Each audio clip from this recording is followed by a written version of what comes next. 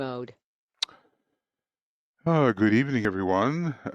This is our Dissipation of Glamour work that we do every Friday when presumably Venus is strong. I do think there is something to the energies that are released during a particular day, because somehow the Tibetan has managed to choose Thursdays as the day for the reappearance of the Christ. And that is a Jupiter day along the second ray line, which is tremendously appropriate. And then when we're dealing with that condensed energy we call prana, he chooses a sun day, and the sun is ruling the kind of prana that we need to make things really live and make them happen. So here is Venus. It's a Friday, and there's a lot of the Ray 5 soul of Venus, seeing with real clarity that we are invoking. And there's more to it as well, since Venus has a calming influence on the usual turbulence of the astral body, which whips up so much glamour. So I just want to, welcome you. Some of you have been here. There's been quite a bit going on here today, and we had our work on the treatise on cosmic fire in depth, and we were, talking about the intelligent will. There was a lot to say, and we got into some astronomy and so forth, and then just for good measure, I redid the program one more time and included still more. So that will be on Makara for you before long, and then transferred onto, as soon as we can manage, onto the YouTube. So I just want to say hi to Annette and to Barbara and to Britta and Carl, Catherine, and Cindy, and Deborah, Frederick, Gretchen, Heike, Jessica, Joan, and Joanne, GW. I guess, I'm not sure. Maybe that's our, well, I don't, anyway, we have Joe on our side for staff, but maybe this is another instance of her. I'm not sure.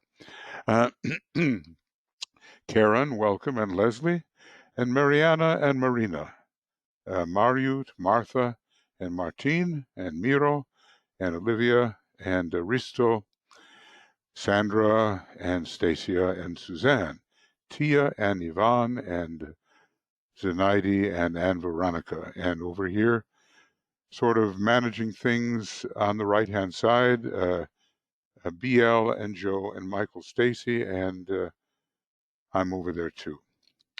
So we have a nice group together. We've been discussing many things related to the dweller on the threshold, and certainly the world is again facing its dweller, not only in great wars, but in many ways. The pandemic, from unhealthy ways of living and kind of environments which promote the transfer of viruses cross species. I have a friend who's a sort of a veterinarian researcher, and he told me about how these viruses can jump from certain animals to the human. They have a special name for it. We have the racial situation. That's certainly a huge dweller issue. And we have the, whole question of the dishonesty in government, or the corruption, we might say. And it can be found everywhere, but some countries are doing better than others. And at the moment, the United States is in very severe condition, but there's a ray of hope. If some of you heard Joe Biden's wonderful speech, it was really spoken from the heart and soul, as far as I could see. And because he's a man of the soul, and that's why we're going to be dealing today with the glamour of personality yet again. We've talked about the various rays of the equinoctial ages. The age of Pisces is now ending and will be ended in just a little short of 100 years. It has the third ray personality, the fifth ray mind, the sixth ray astral body, and the seventh ray physical. And it therefore varies quite a bit from the Age of Aquarius, retaining, of course, the second ray soul. See, here's Pisces. And the Age of Aquarius retaining the second ray soul, but having that truth-telling, clear-seeing fifth ray personality. And instead of the reasoning and reasonable fifth ray mind, it has the fourth ray intuitive creative mind. This is for, the age itself and how humanity responds to that age. And then again, the same sixth ray astral and seventh ray physical. Sometimes I'm surprised to see the seventh ray physical in the age of Pisces, because there's been such chaos on the physical plane. But recently it may have been corrected somewhat. And since it was a sixth ray age giving way to a seventh ray age, there has been some tendency towards disorder, but toward the end of the age, Virgo takes over, and Virgo, inheriting from the previous solar system, when it was the powerful sign towards the end of that solar system, it has a lot of the seventh ray built into it. And then we looked at incarnations considered as equinoctial ages, and also root races as still larger incarnations. And every time we have a subrace of a particular root race, it's a kind of sub-incarnation within the greater incarnation of humanity in a particular root race. At the present time, humanity is incarnating in the Aryan or fifth root race, and it still has the sixth and seventh sub-races to go. And we're beginning the sixth now, which is a transfer point into the great 10 million year sixth root race, lasting a very long time, and maybe the seventh root race will last even longer. The bottleneck, or the narrow part of the hourglass, is the present fifth root race in which we find ourselves. All of this is preparing for us to study what the dweller really is and how to overcome that dweller, which is going to be a great necessity at this point. We discussed, the positive dweller and the negative dweller, and the dominant and positive dweller is ruled by Leo, we remember, and the negative dweller, when it becomes the instrument of the soul, is ruled by Sagittarius. There's a lot of good information here, plus, of course, the vacillation which occurs, oscillation between the two, and that's ruled by Gemini. And I do wonder whether we are in a Gemini period. I've seen so many people in government, for instance, who are characterized by Gemini. People on opposite sides of the fence, really. But Gemini seems to be the characteristic. DK talks about why Great Britain was not trusted for a long time. He says it's amended now and improved, but it was because of the subtle manipulative qualities of their Gemini soul appropriated by the personality. You see, the soul ray isn't necessarily all good at all times. It can be latched onto by the personality and used in a selfish manner. One of the big things we have to overcome now is the selfishness. And sometimes, when you hear such positive, humanitarian, light-filled, soul-inspired speeches and visions, as we've been witnessing the past 4 days, you just wonder why people are going to reject all that in favor of selfishness. Well, they do, and that's where they are in their developmental process. The United States is the heir to the Piscean sixth ray civilization, with all the prolaic potentials that suggests, a general dissipation and falling apart. At the same time, an increased sensitivity, and may I say that on the mutable cross, Pisces is the sign by which, or through which, one transfers to the fixed cross at the first initiation. So just maybe that Piscean energy can be used for that transfer to the hall of wisdom, the inner sacrifice petals opening up and the early initiations being taken, and especially the first initiation.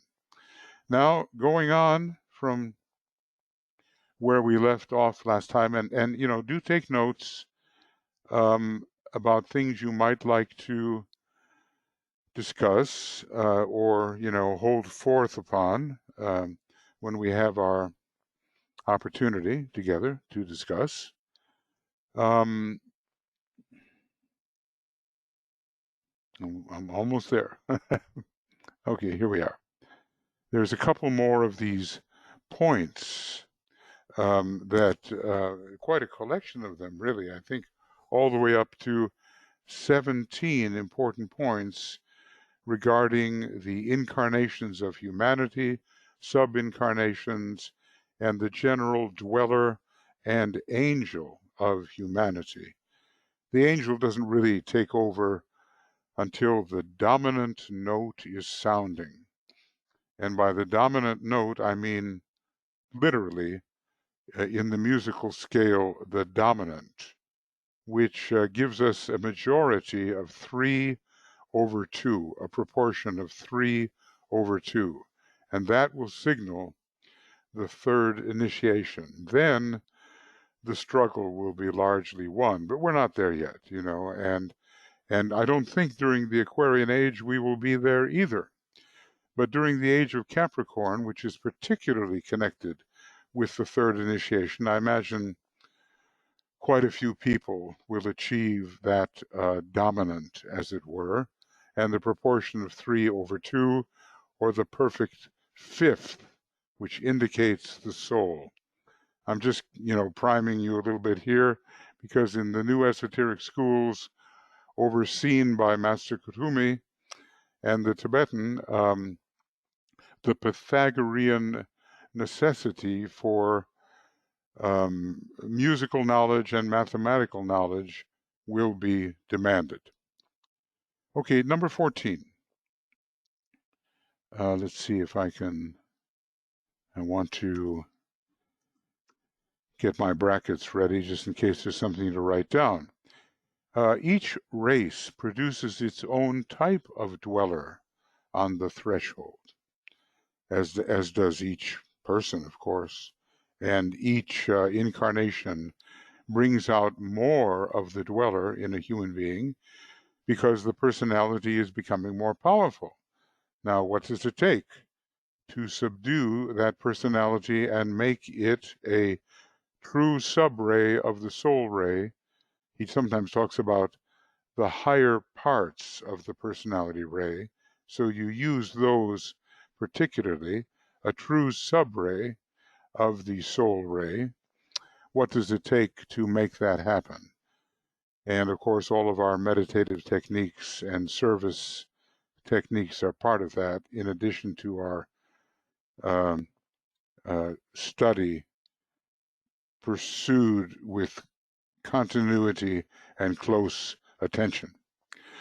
Each race produced its own type of dweller on the threshold who was faced at the close of the spiritual cycle, not the physical, which goes on to crystallization. So we're going to have to be prepared for the death of many forms and their pralaic dissolution. So, the Lemurian dweller was one thing and very physical, I suppose, and the Atlantean dweller very emotionally focused, and the Aryan dweller, the lower mind, becomes a dangerous sphere of potentially separative activity. DK warns us, he says, look, if to the 12 creative hierarchies you add hierarchy 13, you have separated the concrete mind from the other faculties, and probably no greater disaster can befall a human being than that particular concrete-minded separation, which cuts you off from the true path of Syrian initiation. So each race faced at the close of the spiritual cycle, a dweller, when maturity was achieved and a certain initiation became possible for its advanced humanity.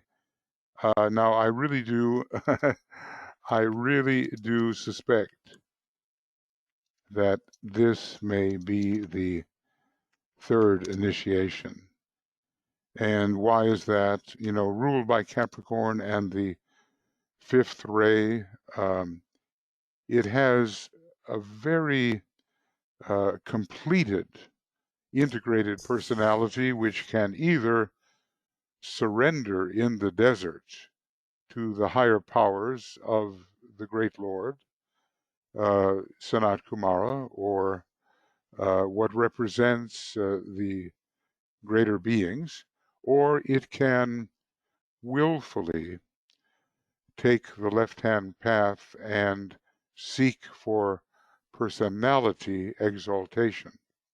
So I suspect that this is right before the third initiation, and it depends upon what's going on in the desert of isolation, when we sort of interiorly withdraw and face the temptations which turn out to be physical, astral, and mental.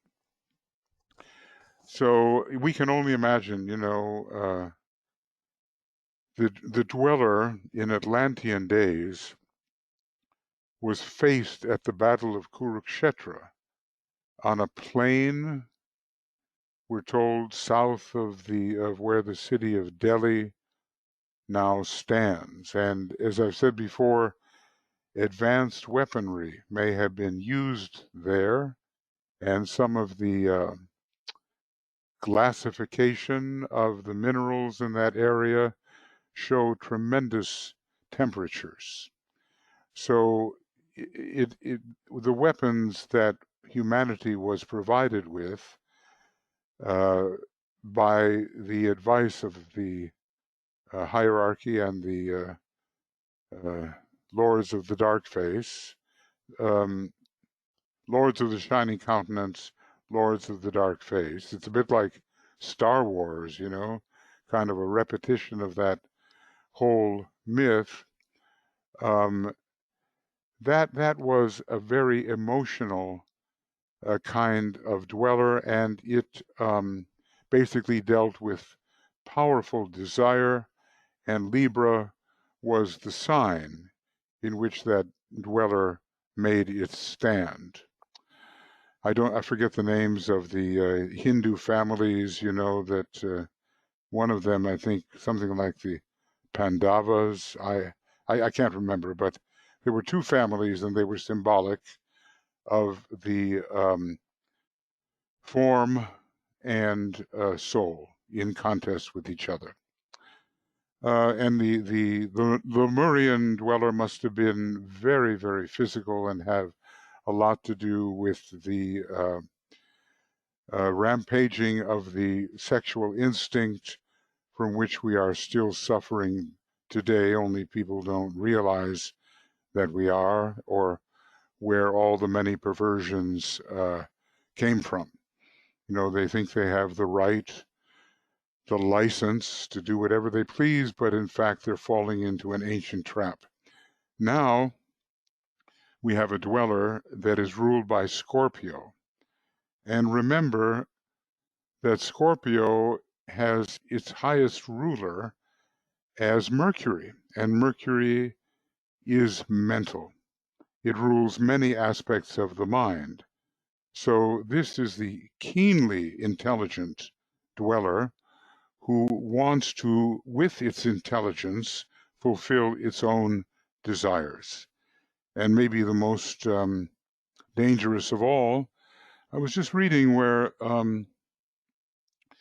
I think they, you know, it was, to give you an example, some kind of military combat with airplanes, highly advanced jets and so forth, was simulated. A combat situation was simulated, and artificial intelligence won the battle hands down over a very experienced pilot of the other simulated plane. And so many people with strong fifth ray, they realize the potential danger of a artificial intelligence which is programmed to kill, basically. And they say it's going to be a very, very strong kind of enemy to keep that under control. Okay, so that's number 14.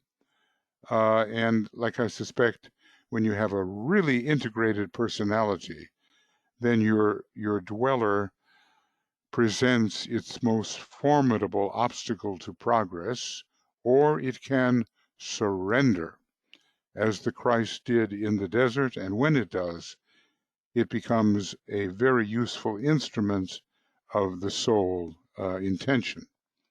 Now going on to number 15 in this series, when a racial incarnation and a zodiacal cycle synchronize, which is not always the case. And what does he mean by a zodiacal cycle? You know, that we have to determine. Is it the conventional 2,500 years, or is it 25,000, the Great Platonic Year? So when a racial cycle and a zodiacal cycle, and who knows how big this zodiacal cycle might be. I mean, there are probably larger cycles than the gyration of the Earth's axis. Maybe a zodiacal cycle might be considered the 250,000 years, which relate to the Pleiades and the 7 solar systems, whether it is a true revolution around the Pleiades or some kind of, I don't know, cyclic interaction. I'm not quite ready to give up on the idea that there may be, technically speaking, a very long cycle of 250,000 years. But racial incarnations don't last a short time. They last millions of years. So what kind of correspondence do we have here? Maybe we're talking about the coming in of the Hall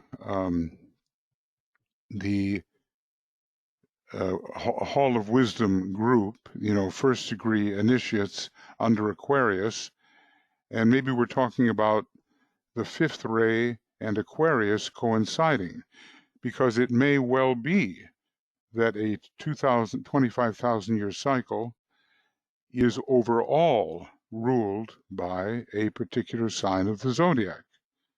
So that would be a great cycle. And when the Aryan race, with its strong fifth ray, and the Aquarian fifth ray 25,000 year cycle would coincide, there would be a tremendous emphasis. And he's talking about the synchronization. But of course, this is part of the all knowledge, which is found on the third subplane of the atomic plane. And, we don't know it, not yet. So when a racial incarnation and a zodiacal cycle, such as Aryan and Aquarian, synchronize, which is not always the case, then there comes a significant and important focusing of the attention of the dweller on the angel.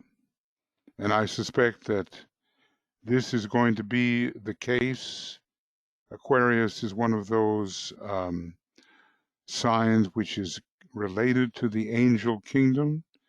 It has to do with subtle, unseen but effective energies, and even as the devas themselves are not visible to the average sight, so the Aquarian energies are not visible, but behind the scenes they may indeed provide a new emphasis. So I think that kind of thing is coming for us, the beginning of a new broad Aquarian age of 25,000, the beginning of a shorter Aquarian equinoctial age of 2,500, and the seventh ray and fifth ray being very, very strong. This will be a very powerful synchronization of scientific magic. So that's what I'll say. What is coming is a synchronization which will produce scientific magic. This is taking place at this time, at the close of the Piscean era, and when the Aryan race has reached maturity and a relatively high watermark of development. But it's pretty much because the Age of Aquarius is beginning in two modes that this synchronization is taking place, a longer mode and a shorter mode, plus the incoming of the fifth ray, emphasizing also the maturity, reasonable maturity, disciplic capability of the Aryan race. So the fact that we're reaching maturity means that the Aryan race in consciousness can become disciplic. And I think I'll, put that down. The Aryan race is becoming mature and is sufficiently developed to step upon the path of discipleship and even upon the path of initiation. So that we're facing very big changes, and we're going into the age of initiatory knowledge and not just the age of belief and of obedience. He talks about in the Destiny of the Nations entering Pisces being a time of obedience, having to sacrifice your own will, and an emotional time overall until the transition was made towards Virgo later in its development. So you've got to admit that the fifth ray fits much more harmoniously with Aquarius, the fifth ray sign of the future, than it does with Pisces. Okay, what else? Discipleship is significant or signifies maturity, and it is with mature development that the dweller is met, and what we want to say is the scientific dealing with the dweller, and not just through faith and belief. The Aryan race is ready for discipleship, and in its higher brackets is taking the first initiation and initiations beyond. So we're in a very big transitional time.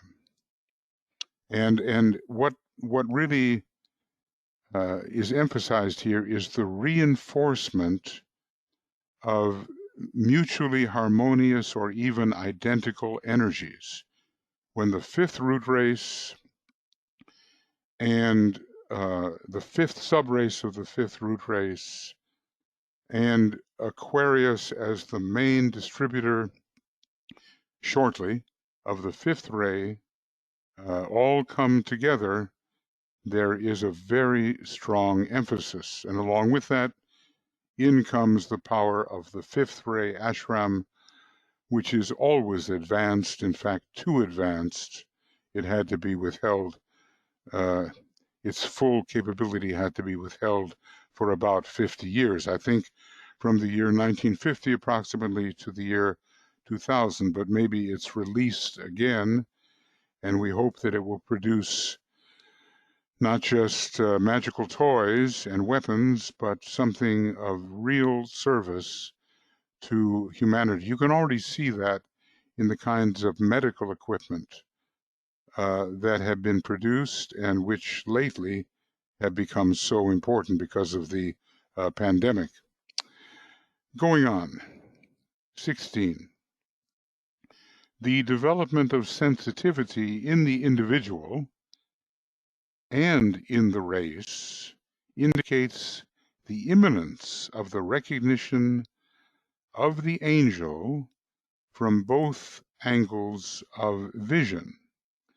The angel in relation to the individual and the angel in relation to the race as a whole. From both angles of vision and the immediacy of the opportunity, it's the fifth ray, which is a key ray of initiation, and which leads to that initiation, the third, in which Sanat Kumara takes over as the initiator. The opportunity for active fusion has never been so true as now. Okay, so, when do we really come in contact with the angel as a more complete entity rather than simply as streams of energy coming cyclically from the angel? But, we can invoke the angel at any time, and we can focus the consciousness within the causal body and thus be a truly successful meditator. When does that happen? Third initiation. We can't rush things. It is the first solar initiation, and we can't imagine that it's taking place and simply say, because I imagine it, it is. There was only one disciple, other than Alice Bailey and Roberto Saggioli, for whom, or in relation to whom, he mentioned the third initiation. And that man, I forget his initials, but his name was William Miller, and he was the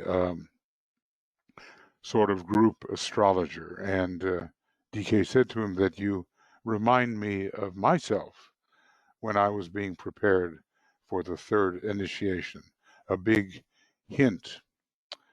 So recognizing the entirety of the angel comes more and more a possibility as we approach the third initiation, and by the time the fourth is reached, we really do come to grips with the full nature of the angel of the presence and its necessary and ongoing infusion of the personality. So anyway, fusion, scientific fusion, let's call it. Scientific fusion between the soul and personality was never more possible than now. So we live at a time of great opportunity when even masters of the fifth degree will be required in significant numbers. And when the pressure is on to produce such initiates of the fifth degree, you know that the vacuum effect will lift many that will be taking higher initiations than they may have thought possible. But if the motive of sacrifice and service are not present, then initiations will be just imaginary, and they will be claimed, and they will be unreal. So we have to, DHB, that's correct. Thank you, BL. DHB. He was a Virgo with the Sagittarius ascendant and the moon in Taurus. And his rays were 2, 6, 1, 1, 7. Lots of first ray in the mind and astral, 6th ray personality, 7th ray physical, 2nd ray soul. All of this information has to come together with our growing awareness of what is called the spiritual numerals. It doesn't just mean number, but the colors and the sounds and the rays and the symbols that all pertain to you, the rates of vibration. These are the spiritual numerals which are possible for us to learn something about it. And it's going to be one of the first methods of healing, a 4th ray method to combine these different numerals under the ray of mathematical exactitude. You might think that's the 5th ray, but it's not. It's the 4th ray. I think we have one more paragraph here. Looks like it. Yeah. Number 17. The lines of demarcation as existing between the recognized areas of influence between the dweller and the angel are clearer than ever before in the history of the race. I mean, we're really beginning to know what is of the personality, especially the selfish personality, and what is of the soul. And many a battle is being fought along 4th ray lines between the higher and the lower pairs of opposites. That's really Scorpio. That is the internalization of war. Under Scorpio, the internalization of war. And every true disciple faces that internalized war. Nobody may even be aware of it, but you or I or who's ever fighting the battle will be acutely aware that the angel, in the form of the angel of the presence, must prevail. Okay. Man knows the difference between right and wrong and must now choose the way he shall go. Well, maybe that choice has not yet been made. It is made in the minds of many clear-thinking people, but there are so many right now who, due to their stage of evolution and so forth, are simply struggling with their personality nature, which they think is their true self. And hence they're not even willing to consider the higher of the pairs of opposites, the soul, they are walking in the hall of ignorance. Hall of ignorance doesn't mean you're necessarily emotionally unresponsive or in some way mentally dull. It simply means that you're not aware of the higher of the pairs of opposites, and you have not engaged in the contest yet of making the higher of the pairs of opposites the true leader in your psycho-spiritual life. In the Atlantean racial crisis, which was also a complete human crisis, after all, fourth root race and the fourth kingdom, and a definite decision about which way to go,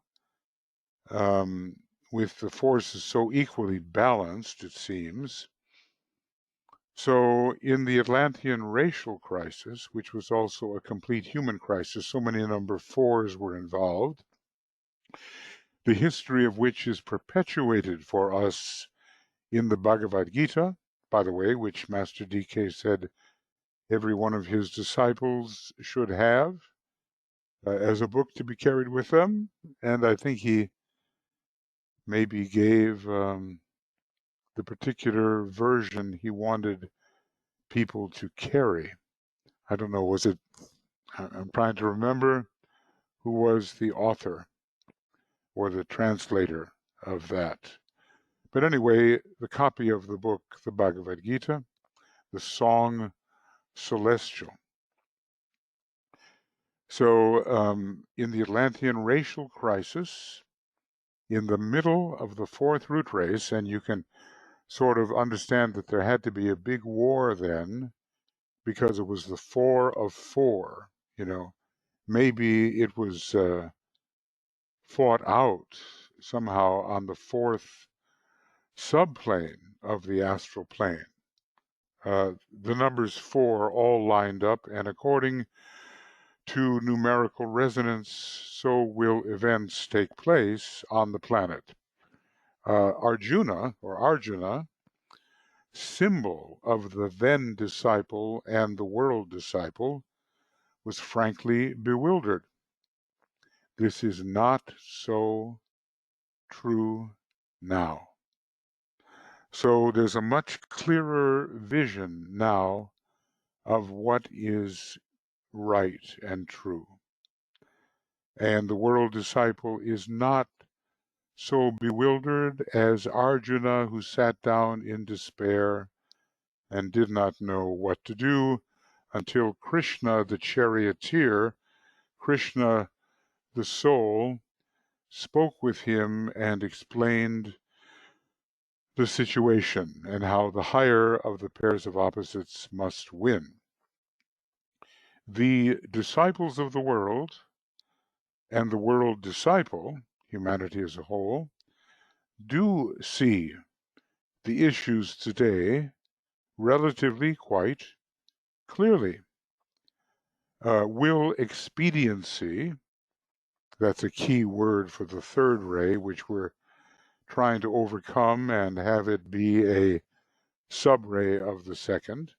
Will expediency win, or will the dweller be sacrificed with love and understanding, second ray, to the angel of the presence, that extension of the solar angel that is governing our process. We could not embody the entirety of the solar angel in our causal vehicle. It would just explode. You know, it's just too much. But the angel of the presence is a projection of that much of the solar angel which can be contained in such a useful accumulative vehicle as the egoic lotus causal body.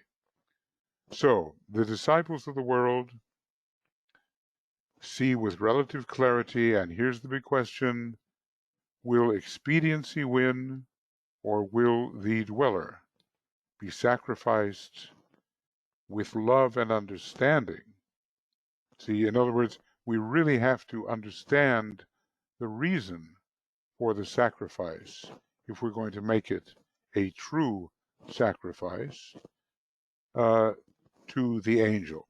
Okay. I will ask you, my brother, to do two things. Study the above ideas, 17 of them, in the light of the present world crisis and in the light of your own soul personality problem. And every one of those disciples had that issue. They had their soul personality problem. So I'm not going to take this any farther. I think the next time we will complete the section before section 3 on the ending of glamour. It's I think we can do that, but it's too much to get into right now, because if we have too many subjects, the mind gets overloaded and we won't retain any of it. So we began here with program 155, and we saw the different kinds of dwellers to be faced at the end of the spiritual cycle, which has to do with inner developments. And we, in terms of what we might have learned, we looked at racial incarnations and zodiacal cycles and talked about the power that occurs and the emphasis when they occur simultaneously. We talked about the Aryan race being at last mature and ready for discipleship, and humanity, in another sense, ready for the first initiation. Let's just say, whoops, that's not what I want. I want this. It is almost as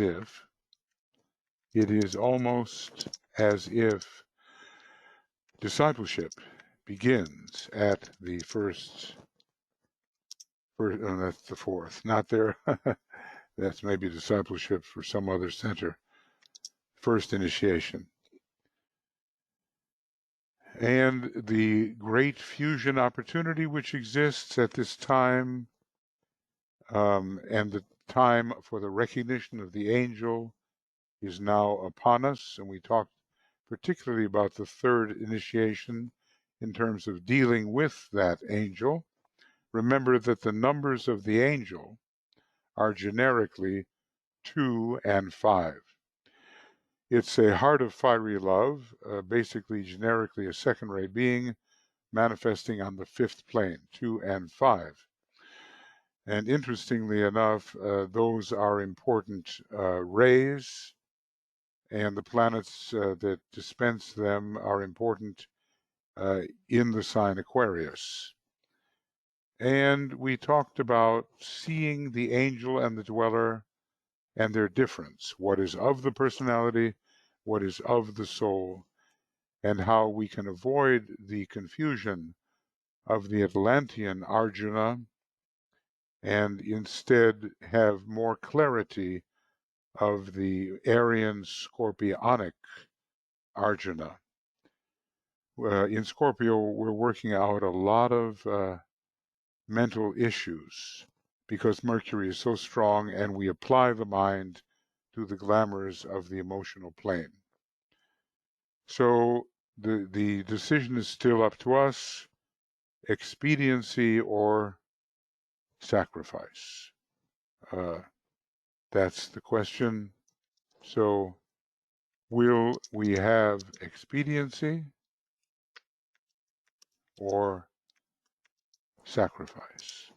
And we know what is the correct answer. But of course, sacrifice is determined by each one alone. So we're up to 159, and I'll just make a little. Let's see. There's end and there is beginning, isn't there? Yeah. Okay. There's both of these, so I better be careful. And I can be corrected if I'm, not correct.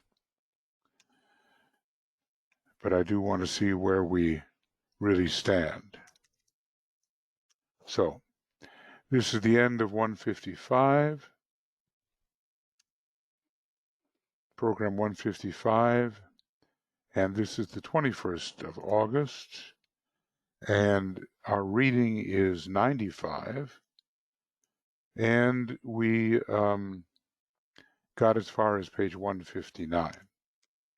And we're beginning on the 28th of August. And it will be a morning program. And it will be program number 156, reading 96.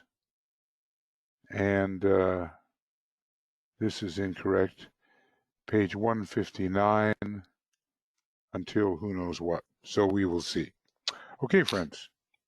Michael? Yeah. You read that first paragraph on page 159.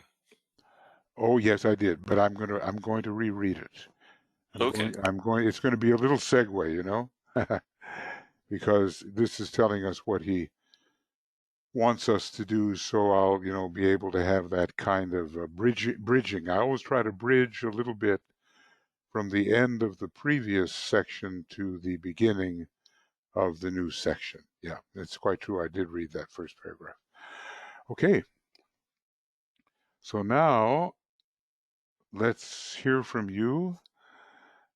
Questions, thoughts about this subject, or, in general, questions about occultism. I always have to include the general questions on occultism after the possible questions or thoughts on what we have read, because those are questions that may be important to you, and we might as well deal with them in every program that we do together.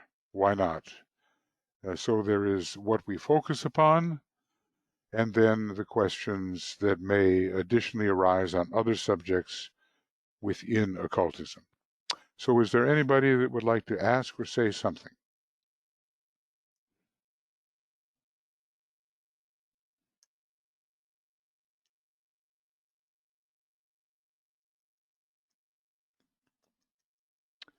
And silence reigned. And a question from Jessica. Convention here in the U.S. showing a battle between soul and personality. This is certainly the time for behind-the-scenes support visualizing success and progress. I agree with that very much, Jessica. And, every day I personally invoke blessings and the descent of solar angelic energy on those who are upholding the position of the soul of the United States, which tends to set such an example for better or for worse in the world. At least that's the case at the moment. So the inner life of visualization and the thinking about the kinds of glamours to which the personality side of the equation is subject, I find to be a short, brief, but necessary kind of work to be done esoterically, subjectively, every day. It's been well articulated. It's a battle for the soul of the nation, but since this nation sets such an example, there are all kinds of imitators. Every nation has its own quality and beauty, of course, but with the motto, "I light the way," of the United States, that way is supposed to be the good way, the way of light upon the path. It can also be used negatively, as we have seen during the past 4 years, and the rise of anti-democratic and dictatorial tendencies is now with us. So the Leo energy in its lower guise is expressing itself, and the Aquarian brotherhood, sisterhood within humanity is opposing that rising of the dictatorial tendencies. And the battle is on, and I think, we haven't seen anything yet, is my guess. I think a new type of psychological civil war is upon us, and we have to overcome and set a good example so that it doesn't, the worst aspects of populism do not spread everywhere in the world. And meanwhile, there are other truly dictatorial nations, and the nations that have the first ray soul are really run with the first ray. First China mostly, and maybe India to come, we'll see.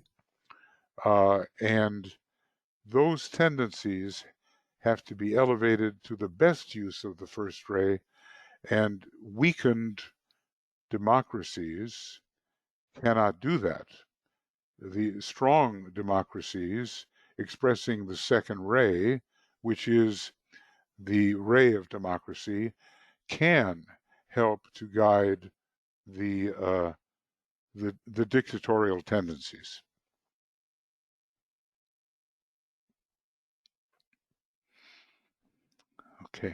Okay. What do we have? And Suzanne writes, "Thank you for your constant committed service, Michael, to you and entire staff. There is no better teacher than, quote, he who inspires by example, unquote. You are all true exemplars. May we in turn be same in our own particular environments. With love and light." Oh, it's very kind thoughts, and of course we try our best most of the time, and we all have our deficiencies and we all fall short, but the key to discipleship is really try and try again. If you slip off the path and take a byway for a short time, may it indeed be a short time, and may one's discipleship be a self-correcting process. And then, all of us can be inspiring to someone, and because there's always someone who needs what we have, and we need what certain great souls have. And the thing about it is, maybe you said it, I don't know, but hierarchy works through inspiration. They work through group events, through groups, and through inspiration. So we have to, the best we can, live the individually inspired life, not easy, and the group inspired life. And then we can, count for something effective in the manifestation of the plan. Just a little part, okay, but something effective in the manifestation of the plan. Thank you. Yvonne asked about the author of the Bhagavad Gita, and in the light of the soul, on page, let me see, page XII, it's written, "There are 3 books which should be in the hands of every student: the Bhagavad Gita, the New Testament, and the Yoga Sutras. For in these three is contained a complete picture of the soul and its unfoldment, and then goes on to describe what's in those three. I think the Bhagavad Gita is very ancient. It is. Yeah, and you know, but it is definitely, I think, well, in a way, it has Atlantean origins because of it references the great battle of Kurukshetra. There was, which was at mid-Atlantean period, and you know, Philip Lindsay is the expert on these cycles, at least of the people that I know. And he kind of puts that in the fourth subrace of the fourth root race, Middle Atlantean times, with the Aryan component of transition towards uh, still taking place in Atlantis, but towards the Aryan race, occurring when the fifth root race, fifth subrace, that is, uh, became the sub race of the fourth root race. Then initiation really became possible, and possibly it was then also, or even a bit before that time, that hierarchy had to withdraw again into a subjective state to let humanity stand on its own 2 feet. That would be a better result, they thought, than the inroads that were being made by the Lodge of Materialism at the time. So, Michael, repeat one more time. I had one other thought in connection, but I need to have what, yeah. Well, Yvonne was asking about the author or translator, Yeah. and I got BL, it. I got it. yeah, and BL said, go to Light of the Soul, page 29, and there is a reference to a J.H. Woods. And this would be more a contemporary. I mean, there was a man by the name of Woods, incidentally. I'm not sure it's this one, but he was a high theosophist, and he wrote a number of useful books. But then again, his name may have been Wood and not Woods. There's one other book which DK strongly recommended to his students that be in their possession, and that is the book called The Crest Jewel of Discrimination. The Crest Jewel of Discrimination, and it's called Viveka, which means discrimination, Viveka Kudamani. And so that's the Sanskrit name, Viveka Kudamani, and it's by Shankara.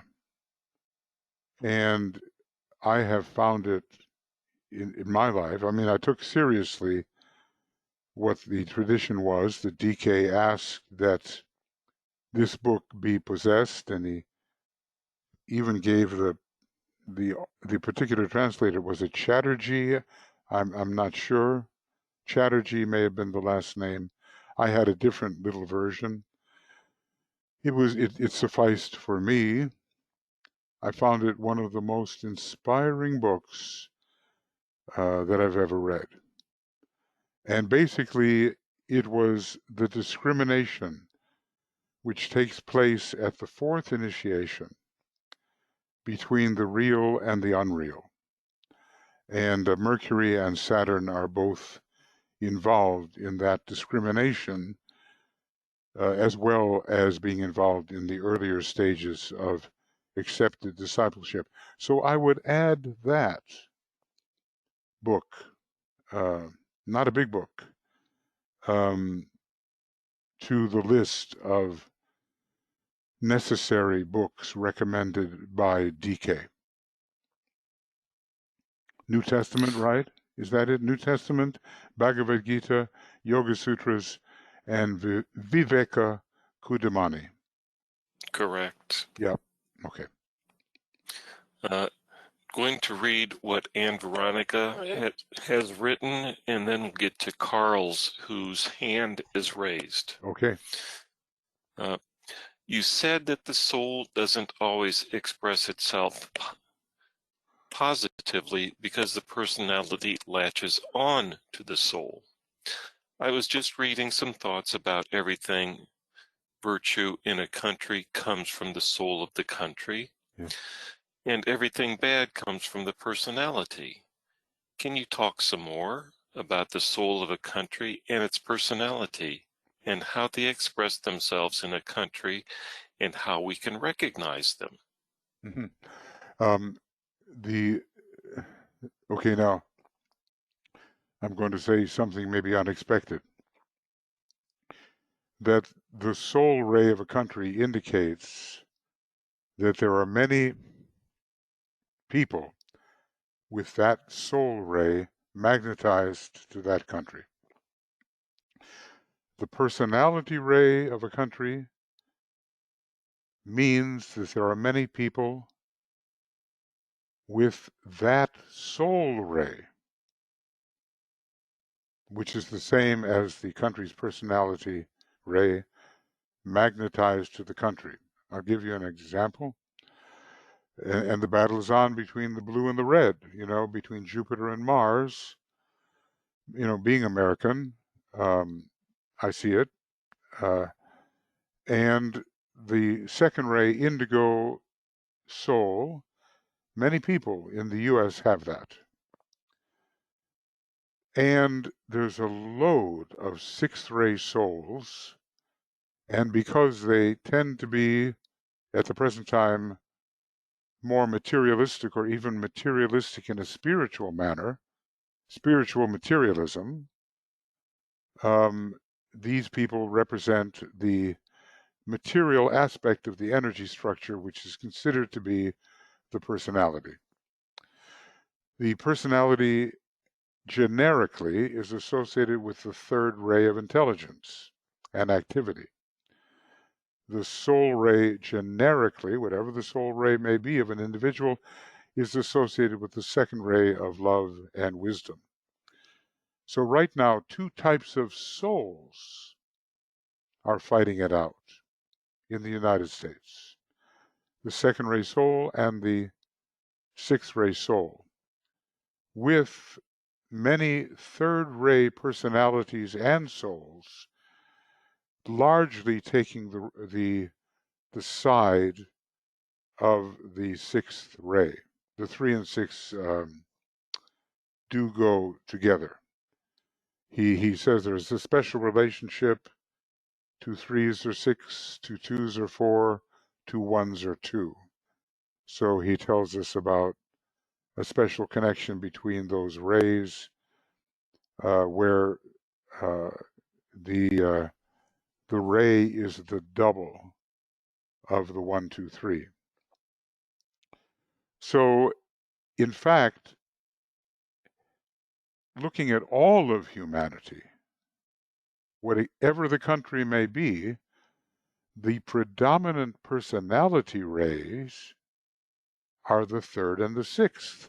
I thought that was quite an amazing statement, that wherever you go in humanity, the ray 3 and the ray 6 personalities are in the majority. Now, why that should be so at this time, hard to say. Maybe the sixth ray is going out of incarnation and there's a need to train people along that line.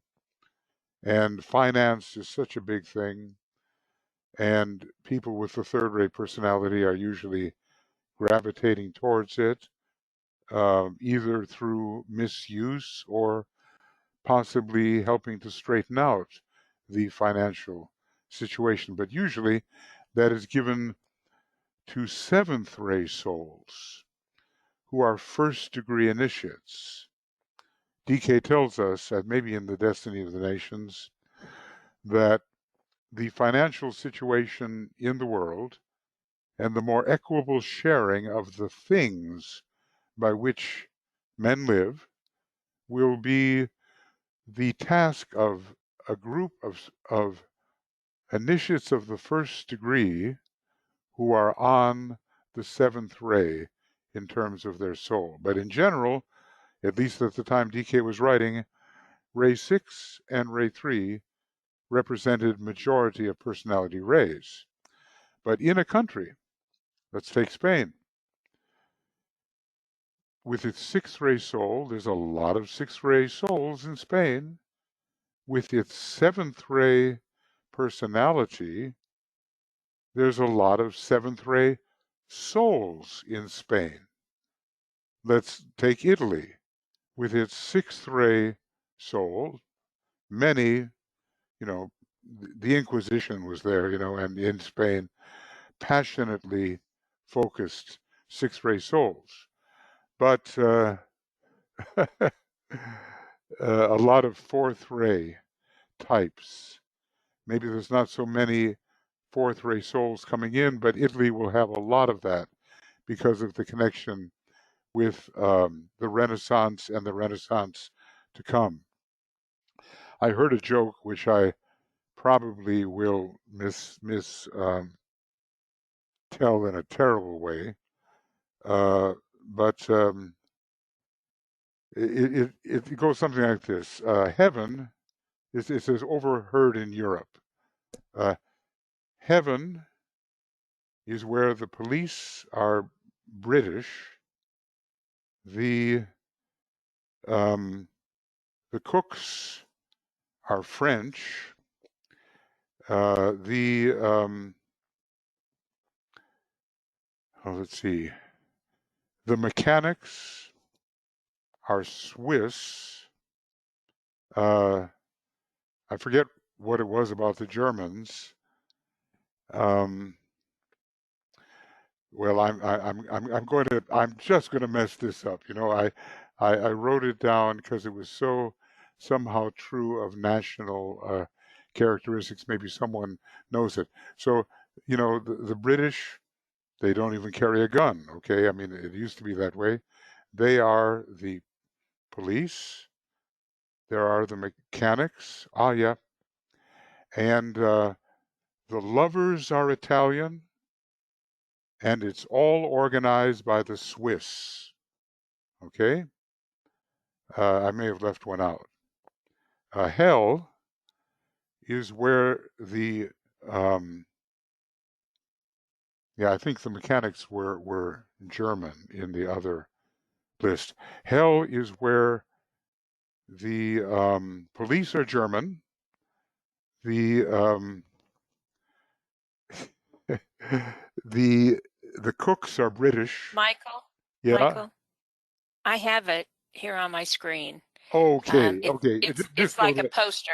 You're really close. Heaven is where the police are British, yeah. The chefs are French, the mechanics are German, the lovers are Italian, and all is organized by the Swiss. Yeah, I've got that. Yeah, that's good. Now tell about hell. Hell is where the chefs are British, the mechanics French, the lovers Swiss, the police are German, and all is organized by the Italians. That's it. That's it. And of course, it's kind of one of those, it's a big joke, but in another way, it tells something. I mean, you want everything organized by the fourth ray personality of the Italians, and do you think the fifth ray types in Switzerland make the best lovers, or the British have a reputation for food that is maybe not as high as the French? And I don't know about French mechanics, okay, although I think I once had a car fixed in France a long time ago. And what am I? Oh yeah, and the oppressive German mentality runs the police. Okay, so the countries know each other. They know the weaknesses, and they know the strengths, and they make light of it. But let's just say that these are all about basically soul rays.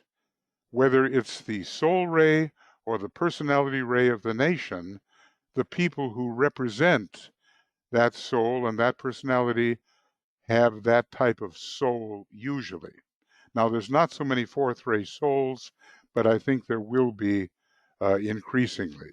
We are told that the United Nations, as far as discipleship types, has a number of fourth ray souls connected with them. And we can only imagine that Germany and Austria, with their fourth ray soul, and Brazil, right, will be very prominent in the new coming in of the fourth ray starting in 2025.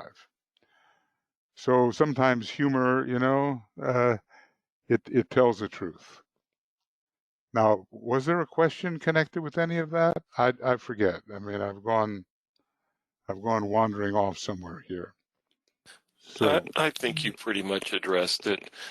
Carl, you are self-muted. There you go. There I go. Michael, I was struck, to say the least, by the amount of times that Joe Biden spoke of using the light. Oh, yeah. And having the light to carry us on. Yeah. Absolutely stunned. Yeah. Yeah. He might as well have been speaking out of the ageless wisdom. When I was seeing it and looking at it, I said, these are our themes. And the very first thing that he said some months ago, I don't know, maybe even a year ago, I don't know. He says, this is a battle for the soul of the nation. And, he's been sensitized to the point where that is true for him. I don't know what ray he's on, whether he's really a first ray type. He seems to have a lot of second ray and a lot of, well, he seems, to have a lot of the 2-4-6 line. But his astrology, Sun in Scorpio, rising sign Sagittarius, very strong sixth ray there. And let's see if I had, well, you might want to see Joe Biden's horoscope if you haven't seen it. And I wonder if I have it, come on, Joe. And, of course, the idea of being the common man, some people think he's facing quite heavy Saturn, and I think he probably is.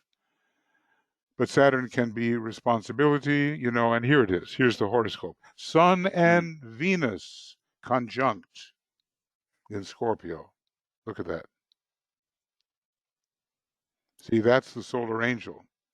That's the angel of the presence. That's what was being used yesterday. And, or today, or whenever it was. Here is Sag rising, and Jupiter is the ruler. And it's in Cancer, which is about, taking care of others. And the moon is in practical Taurus. So that's a good stabilizer. And his Mars is in Scorpio also. So that when he talked about taking our present president behind the barn and showing who's who, I have no doubt about who would come out. One person would come out from behind the barn. He uses these homey analogies, And then over here, all the things that, the tragedy is all scorpionic in the 12th house, a heavy karmic debt, but here is Uranus and here is Saturn at the house of marriage.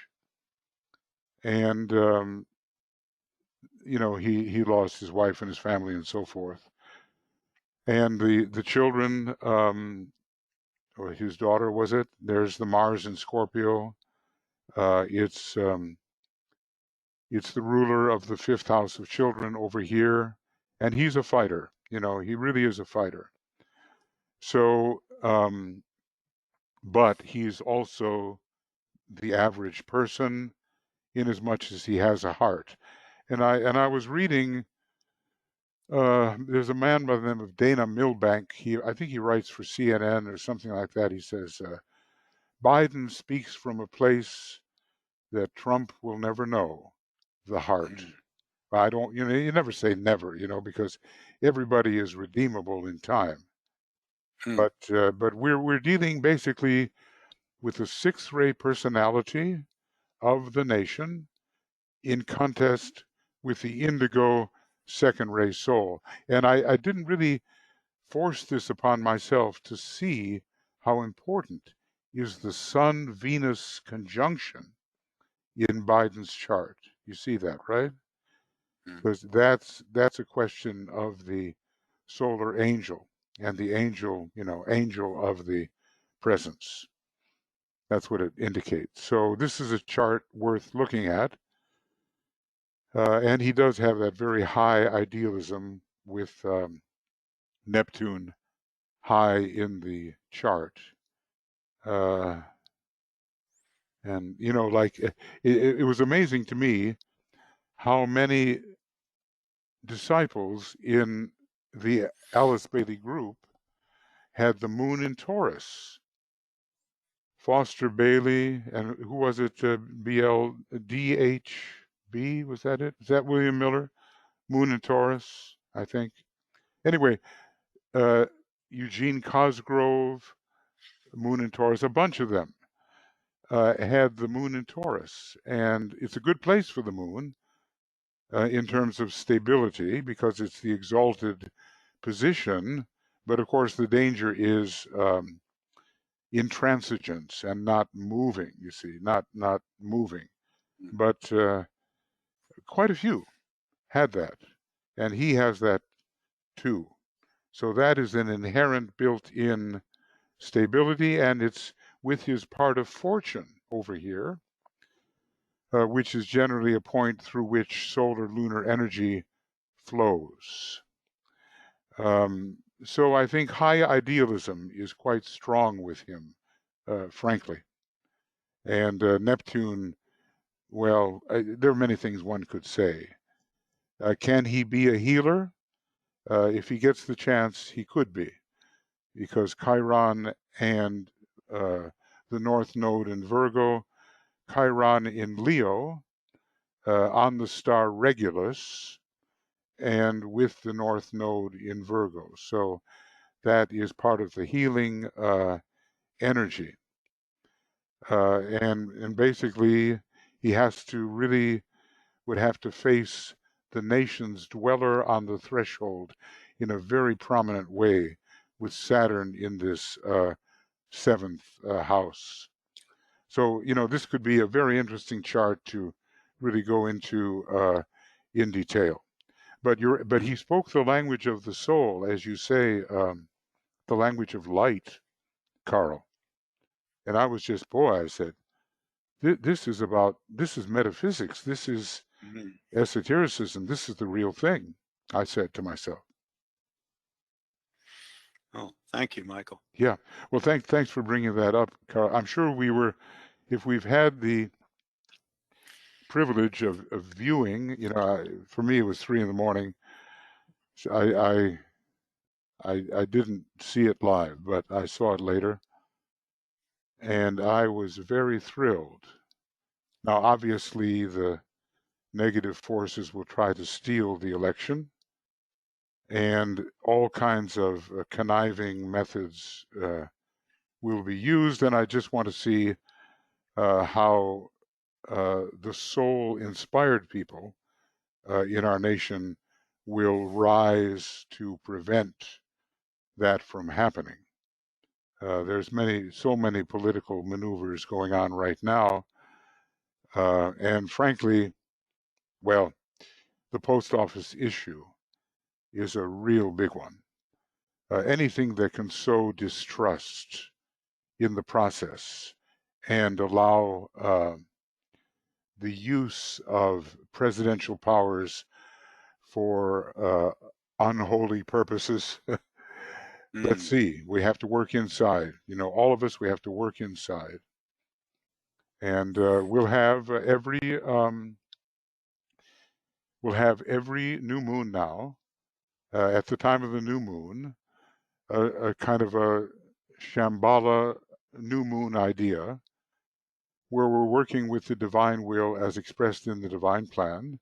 And then for the Esoteric United Nations, we'll be drawing forth the best of that the nations have to offer and visualizing together what must transpire. So thanks for bringing that up, Carl. And Pennsylvania, you live in Pennsylvania, don't you? Yes, I do. And I'll tell you what, that's going to be a really important state Yep. in this whole equation. Yeah, and maybe you know, my old teacher used to say, "Why is there a crack in the Liberty Bell?" It was a question to be pondered, and maybe that crack can be healed, at least subjectively. We know it will be in the United States. It's just a question of how long and how much suffering. But you know what DK said? Fortunately for the soul of that great people, much suffering lies ahead. Speaking of the Americans. Yeah. Okay. Thanks, Michael. You bet, Carl. And then Olivia has written, to be successful in the battle for the soul of America in the U.S. elections, much of U.S. citizens must be activated and rallied to care enough and vote wisely. More aware people may lead the progressive cause, and that is not enough. The understanding of better values and, quote, love thy neighbor as thyself, unquote, must reach down to much of the population, so that true soul lessons and true growth of consciousness can be achieved. That's well said, Olivia, and it's so true. And that's why I'm rather happy that there seems to be very little extremism in Biden's approach. So it's a big tent and it's wide. And, you know, it has the possibility of including diversity.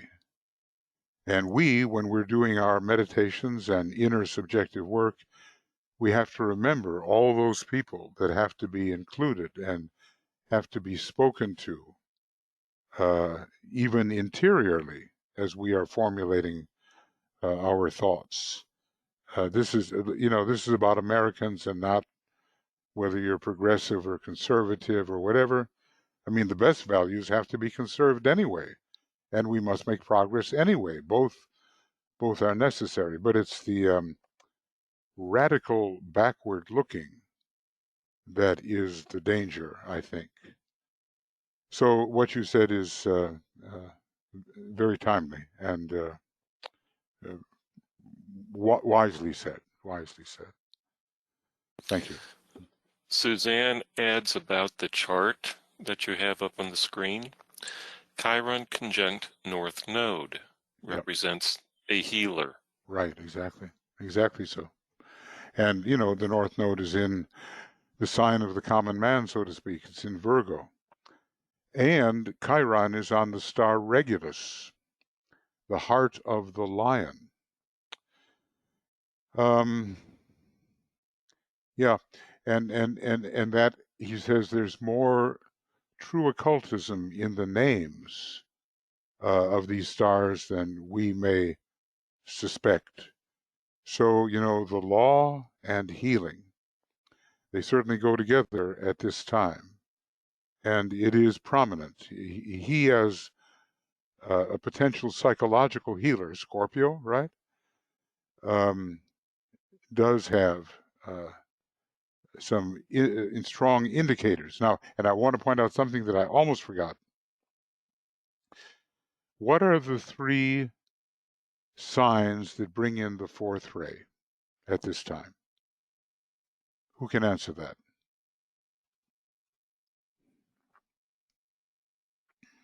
I can. I know you can.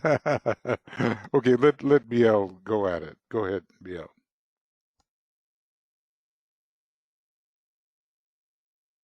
Are you there? You can do it. Yes. Okay, sorry. I thought I was. Okay. Taurus, Scorpio, and Sagittarius. Voila, right? There we have 4 planets in Scorpio, right? The major fourth ray sign at this time. We have Sagittarius rising, fourth ray. We have the moon in Taurus, fourth ray. Fourth ray planet in a fourth ray sign. We have, therefore, the potential of harmony through conflict coming through. So there is the warrior, Mars in Scorpio, right? But there's also the harmonizer and the one who respects the different points of view and places itself in the center of things rather than at the extremes. This is an encouraging thought, I think. And then, of course, the compassion angle. Look at where Ceres is. Do you recognize that, folks?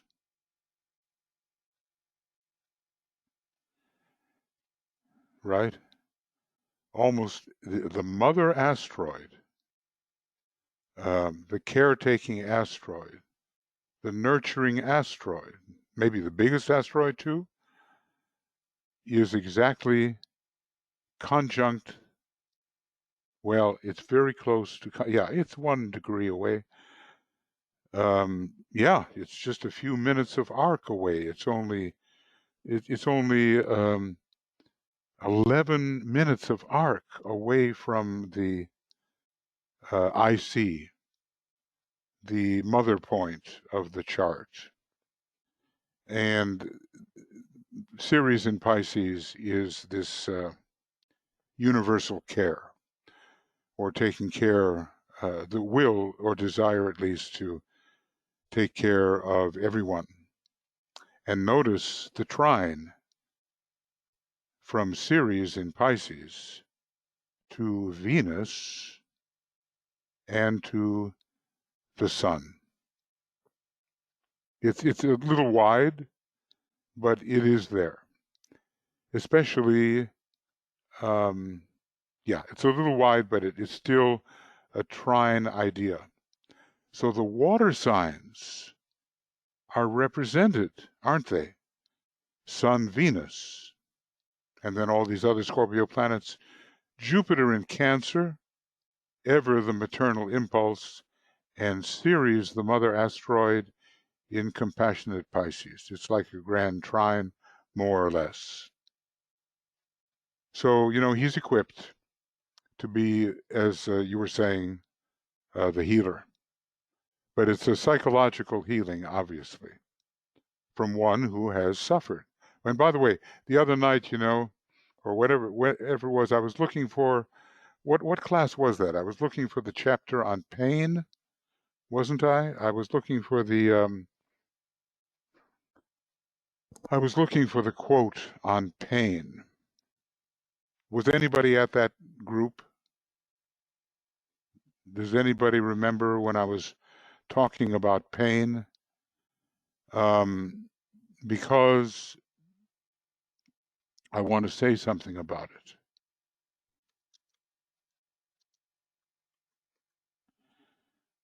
This is something we have to keep in mind. It's in red. Sometimes I mark in red things that I don't want to miss. But I feel that in light of his life and in light of what's going on in the world with the epidemic and the financial debacle for so many people, except the very, very rich and those who are in the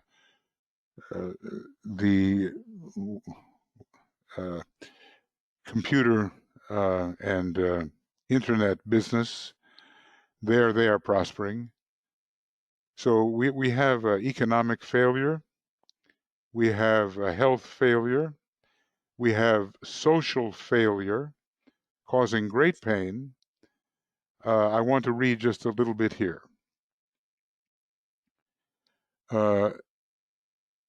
Pain is that upward struggle through matter which lands a man at the feet of the Logos. Pain is the following of the line of the greatest resistance, and thereby reaching the summit of the mountain. Pain is the smashing of the form and the reaching of the inner fire. Pain is the cold of isolation, which leads to the warmth of the central sun. Pain is the burning in the furnace, in order finally to know the coolness of the water of life. Pain is the journeying into the far country, resulting in the welcome to the Father's home. Pain is the illusion of the Father's disowning, which drives the prodigal straight to the Father's heart. Pain is the cross of utter loss that renders back the richness of the eternal bounty. Pain is the whip that drives the struggling builder to carry to utter perfection the building of the temple. Not only the temple of Solomon, but the temple of Ezekiel as well. The uses of pain are many. They lead the human soul out of darkness into light, out of bondage into liberation, out of agony into peace. And then he says that peace, that light, and that liberation within the ordered harmony of the cosmos are for all the sons of men. So that was the paragraph I was looking for, and instead it was in a different book. I went to the Blessed Ones, where he said, pain ends and nothing remains but bliss. It's another great paragraph. But here, page 677 in Dinah, volume 1, it's really worth it, especially when humanity at this time is forced to go through so much pain. This is the hope of what it can lead to. And from the Tibetan's experience, this is what it does lead to. Okay. And finally, Olivia has added the esoteric motto of the U.S. is, I light the way. And what Joe said, excuse me, some things, to be a light to the world, to find the light once more, love and hope and light joined together for the soul of the nation. Gosh, maybe he wrote it all himself, or maybe he had a little help from our friends. It's in a way such an esoteric speech, even while being so appealing to the thought of many, expressed with simplicity. Anyway, I was very, I'm sure many of us have been very struck by the qualities he was able to express. And now he also has to be defended.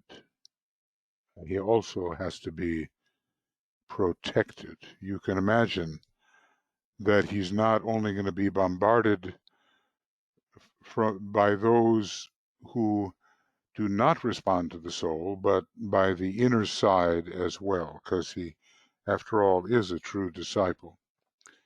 And they war militantly, it is said, against the disciples.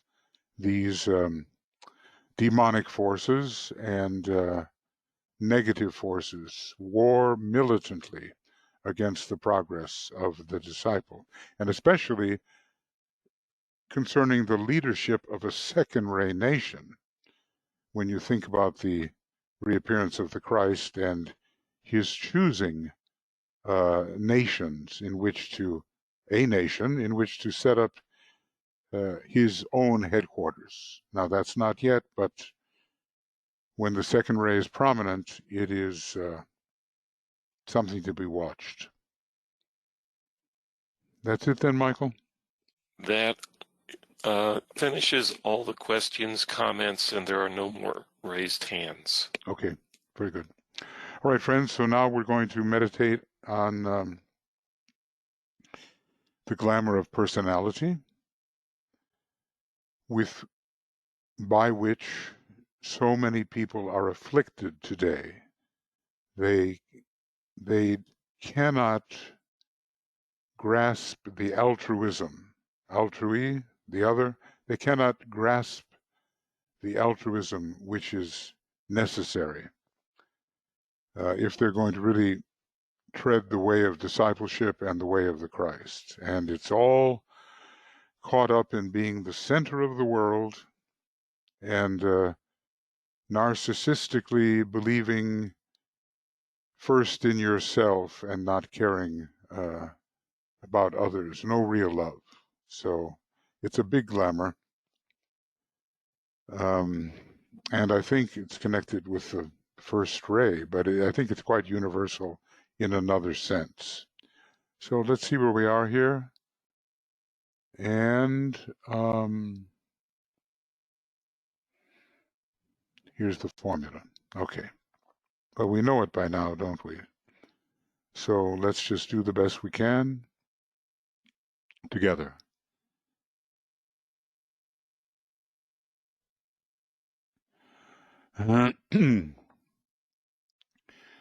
We won't name everybody right now again.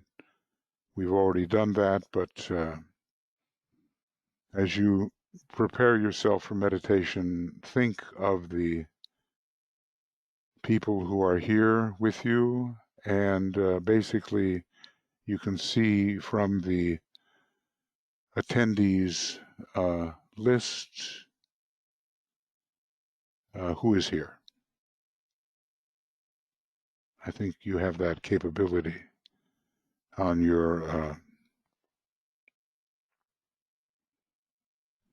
dashboard.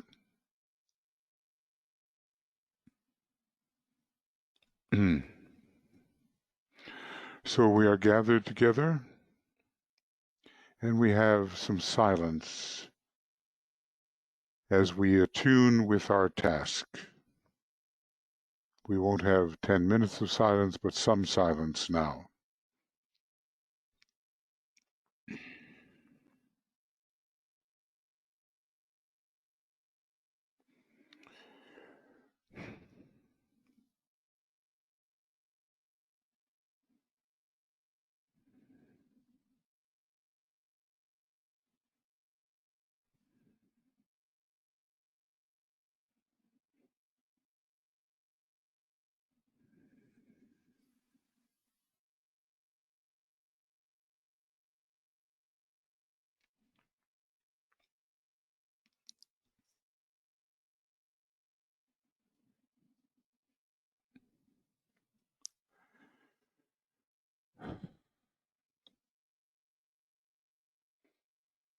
And in that silence is the growing realization of synthesis. It is one group, which is one being with one consciousness, wherever the outer form may be located in time and space.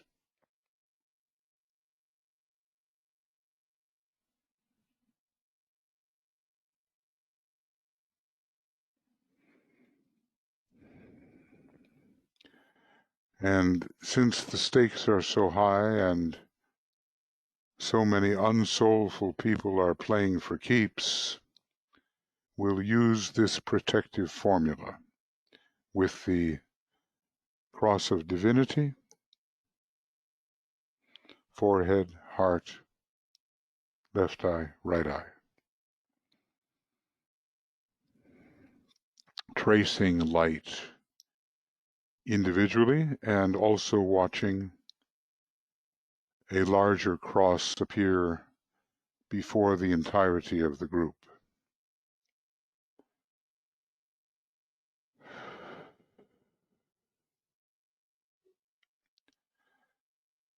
As a soul, I work in light, and darkness cannot touch me.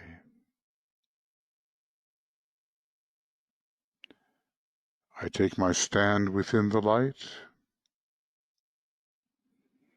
I work, and from that point, I never move.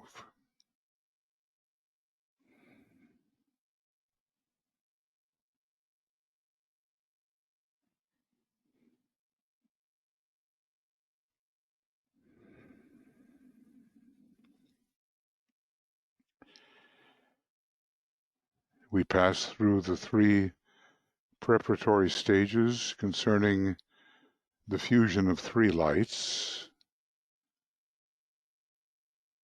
We focus a dual light, one of matter, etheric physical, and one of mind. And we focus upon the reasoning mental plane.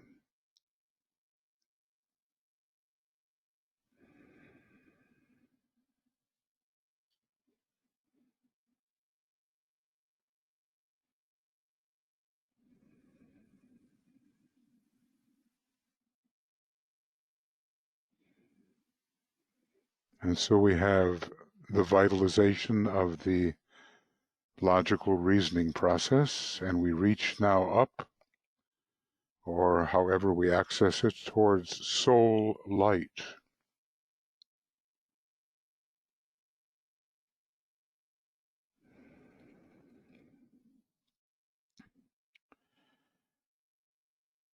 And we try to recognize soul light coming through soul contact.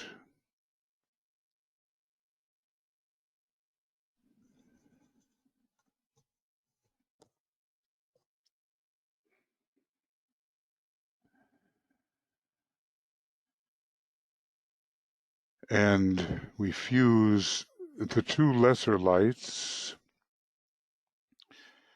with the soul light, which we bring down.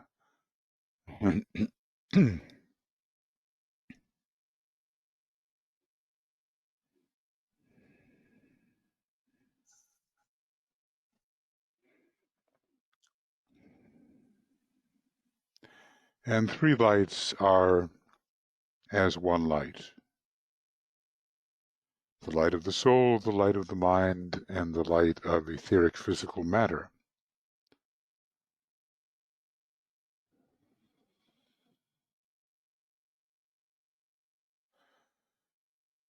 And from this triple light will the beam be extended, our searchlight. And so we say together, followed by the sacred word, the light is one. And in that light shall we see light. This is the light that turns the darkness into day.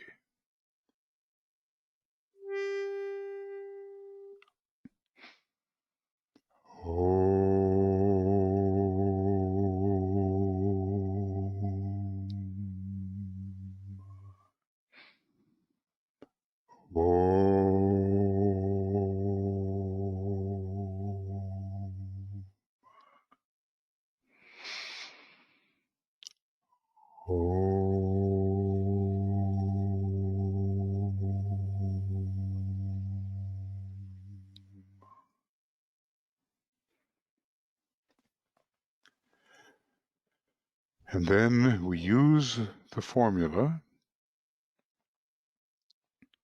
and as we speak these words, The group members visualize the great searchlight they have created, arising out of the triple light as one, and that searchlight is turned upon the astral plane, the plane of desire, emotion, feeling, attraction, repulsion.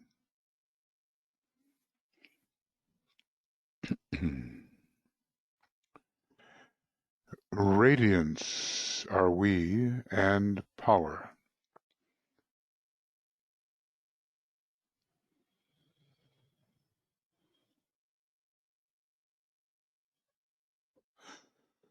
We stand forever with our hands stretched out, linking the heavens and the earth, the inner world of meaning, and the subtle world of glamour.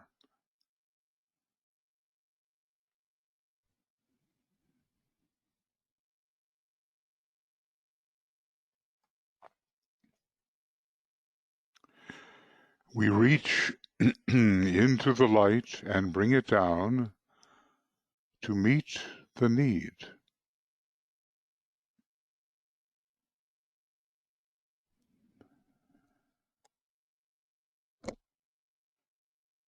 We reach into the silent place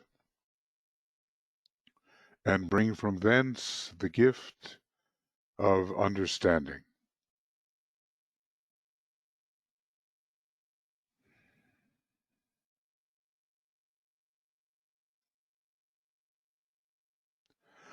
Thus, with the light we work and turn the darkness into day. It's the light of day we're looking for, the light of intuition, as it will affect the astral plane.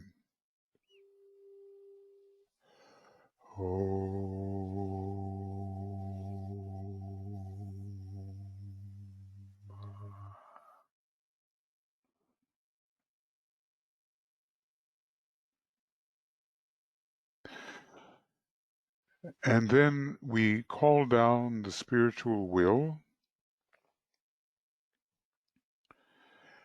as if from monad, atma, jewel, sacrifice petals,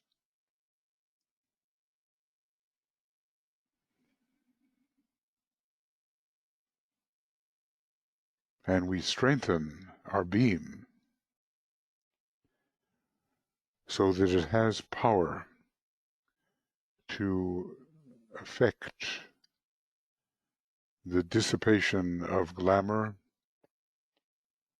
in this case the glamour of personality which drives the energies below the diaphragm. That's one of the occult things that the personality does. And to affirm the strength of our beam, we say, with power upon its beam, the light is focused on the goal.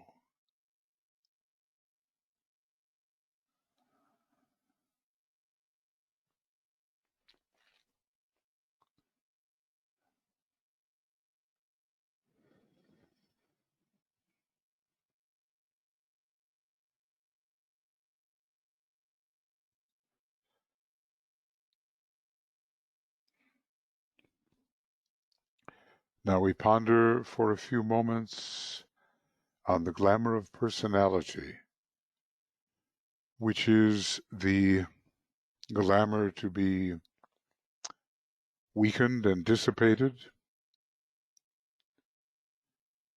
and we throw the light upon that glamour. We think of all the ill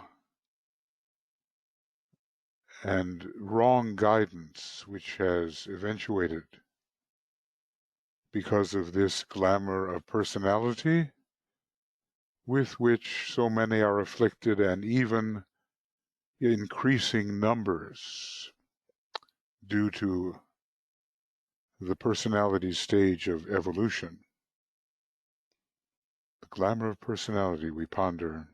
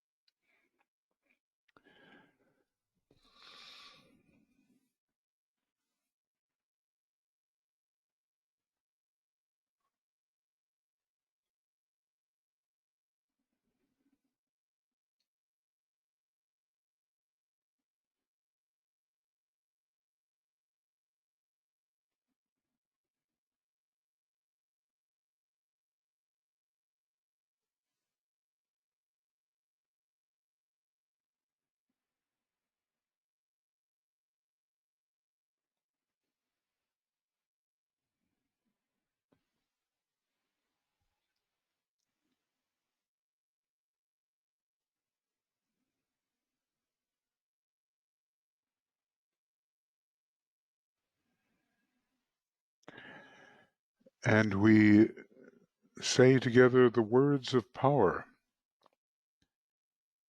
as we work on the dissipation of this glamour of personality.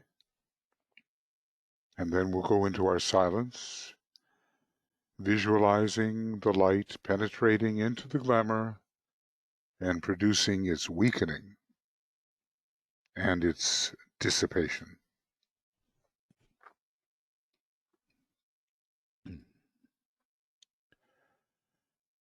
The power of our united light prevents the appearance of the glamour of personality.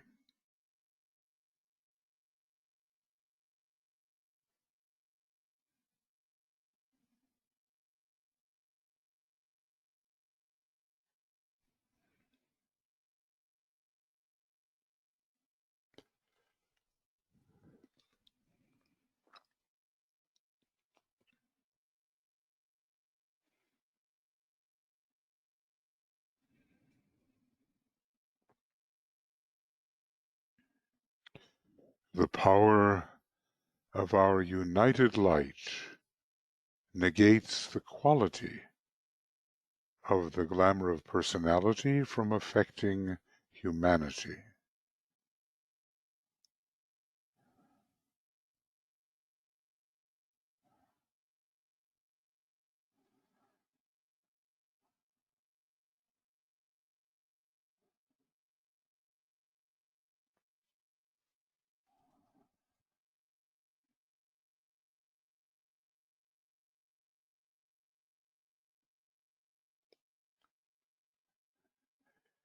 And so much along this line can be accomplished if we take our eyes off our personal self, as the Tibetan advises.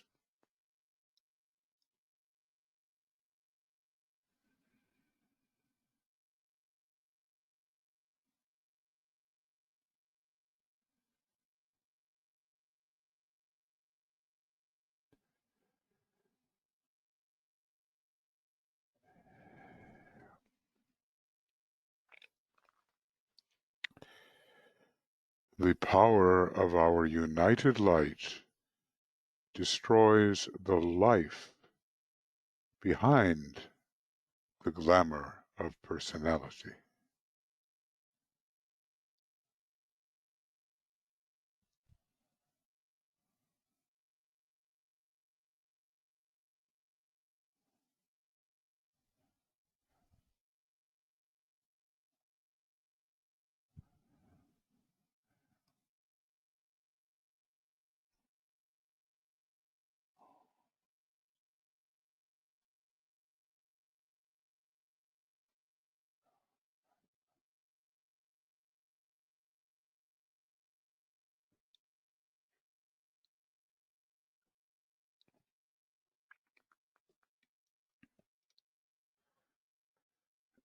Now we're going to have our moments of silence, 5 minutes,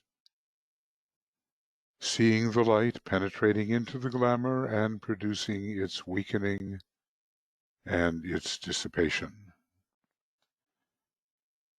And we'll contribute, the group will contribute just a little bit to this weakening of a glamour which in a way is getting only stronger because of humanity's stage of evolution. So we begin.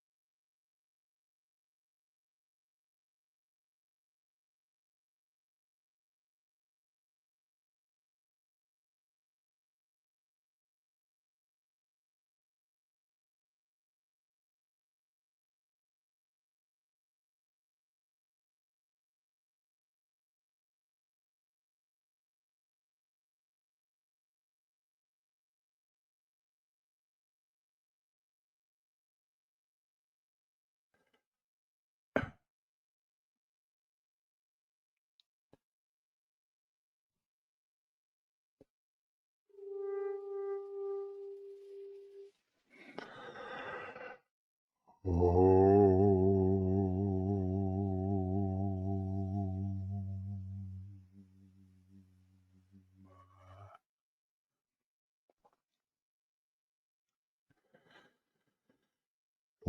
withdraw our beam from the astral plane,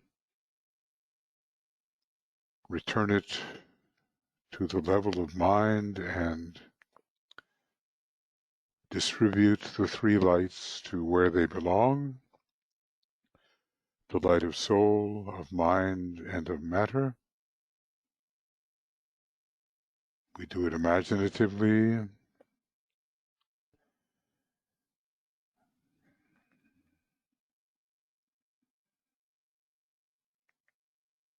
And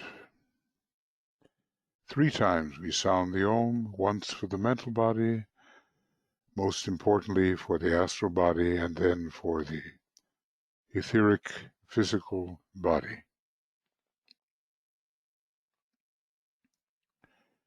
Realizing that as we work together in this way, some development, some movement towards an unveiling can occur.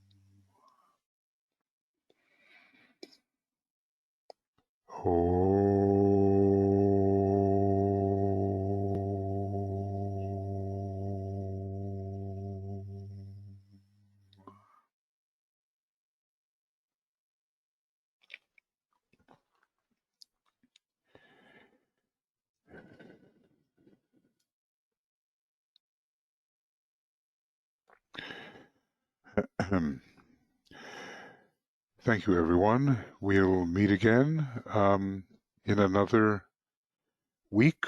It'll be a morning session, and it will be on the 28th. Meanwhile, tomorrow, the Soul of Nations meditation in the evening, Destiny of the Nations. And on Sunday, the Attracting Finances for Hierarchical Work, also an evening meditation. I want to thank you for being here, and let's continue to hold the leaders who can express soul and will to express soul. Hold them in the light. Hold them in the protective and stimulating light of the soul. And strengthen them in the midst of the fray, the onslaught, which will inevitably arise during this globally important election. We don't need fascism again, Nazism, selfishness, narcissism, and the shutting out of the soul. We don't need that. So let's help from the inside, all of us. And, we'll bring up a little bit of that tomorrow night also in the Destiny of the Nations meditation. So lots of love, many blessings. This will be converting for a while. The programs we've been doing will be on the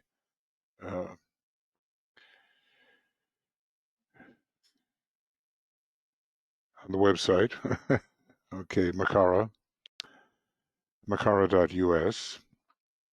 And as we go along, more and more on YouTube, so new people can come in and find out how additionally they can work from behind the scenes. Thank you. From all of the communications teams, we're all trying to keep the ageless wisdom flowing and rightly applied. See you before long. Bye-bye for now.